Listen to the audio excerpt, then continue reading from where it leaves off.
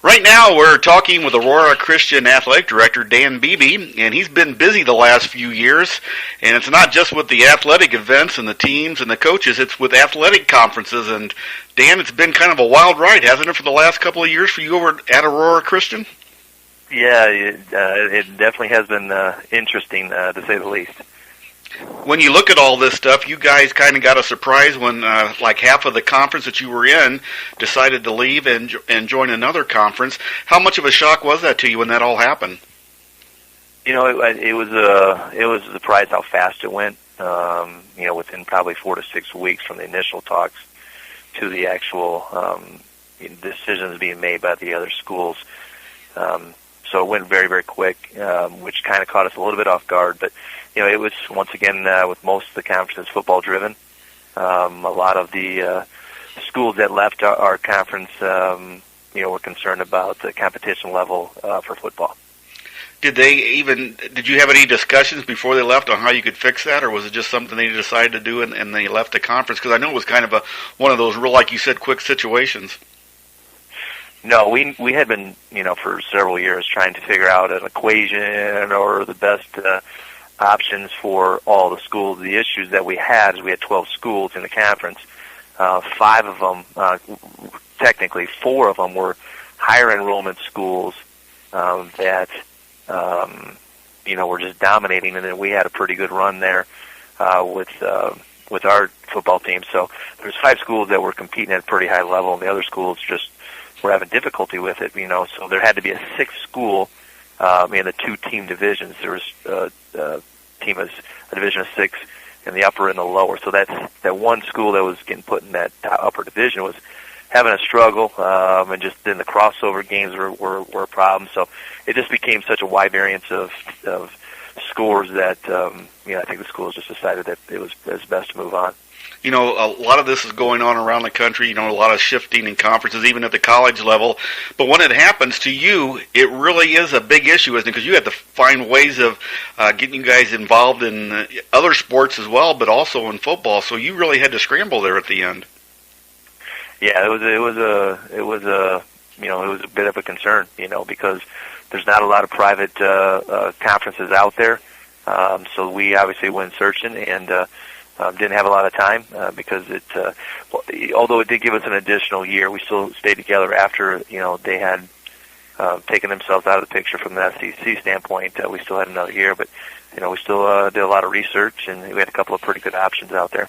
Did you think you spent way more time than you ever thought you would trying to get this all solved and finally getting a solution?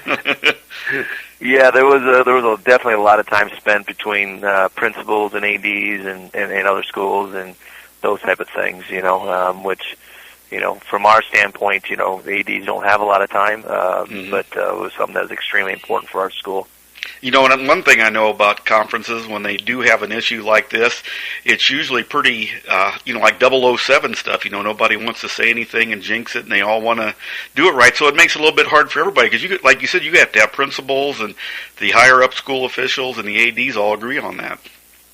Yeah, there definitely has to be a chain of command, and it's got to be something that's going to make sense for not just one program, but for all programs. The Northeastern Athletic Conference, I've been following it for a couple of years. Christian Life and Rockford Keith are involved in it. And they started out, said we needed something, so they put it together. And I really pat them on the back because they have really done a good job of trying to make it better and better. And with you guys coming on in South Beloit, that really gives them a boost. And that must be one of the reasons you decided to come on board as well. Yeah, it's a very solid conference. They're very good in a lot of sports. It's a lower enrollment private conference, which for us was a good fit. We're used to being a small. We were the smallest or the second smallest always in the SEC. So now we're going into a conference where we'll be one of the larger enrollment schools. So it'll be a little bit different from that point. But they have definitely put together a pretty good competition level for those lower enrollment schools. I know you travel a lot anyway, but will you have more travel with this by coming to the Rockford area once in a while and over to Hebron and places like that? Not really, because we actually go into the city, not actually Chicago downtown, but in towards the city in terms of Palos Heights and Melrose Park and some of those places. So, I mean, it's really 6 and 1/2 dozen the other if the track fit's good, but you know what we're getting going west and north. When you go east, it could be a 45-minute drive or it could be an hour-and-a-half drive. So it actually, in some aspects, is better in terms of travel. The one thing that is a little bit different with you guys is you're coming in for every sport but football. You're going to stay in the football arrangement you found after your conference broke up. Yeah, we're going to stay in the Chicago Catholic League. We were very fortunate to find a home there. We played one full season there. It's obviously a very rich tradition of over 100 years for that league, and some great football schools that are in that conference. So we're very fortunate to land there for our football and to land in the NAC for our other sports.